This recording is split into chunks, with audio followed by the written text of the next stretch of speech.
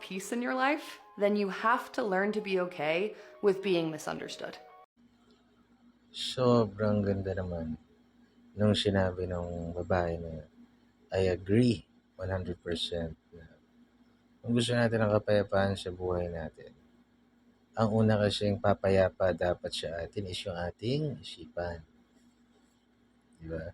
So, kailangan hindi na tayo masyado nag-iisip na, ay, na-misunderstood niya ako. Ay, na-misunderstand niya ako. Mali yata yung grammar ko. I was misunderstood. O, hindi niya nakuha yung point ko. It's okay kung hindi nila makuha yung punto natin. It's okay kung bansagan ka ng mga tao na you have bad intentions or whatever. Kasi ang tunay na makakakita naman right through our minds and our souls ay ang Panginoon. So kung sa palagay natin, okay yung intention natin, okay yung iniisip natin, at yun ang intention natin sa sinasabi natin, sa mga tinuturan natin, wala na tayong pakialam dapat kung anong iisipin pa ng iba. Kasi everyone now can express themselves. Di ba? May makikinig man sa'yo o wala. Sigurado yan pag nag-social media ka, kahit isa, dalawa may manonood sa'yo. So, it's okay kung ma-misunderstand ka ng mga tao. It's okay, whatever. Ano kayo yung unbothered.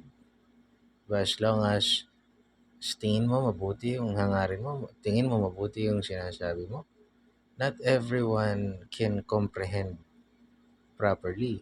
Not everyone can understand context.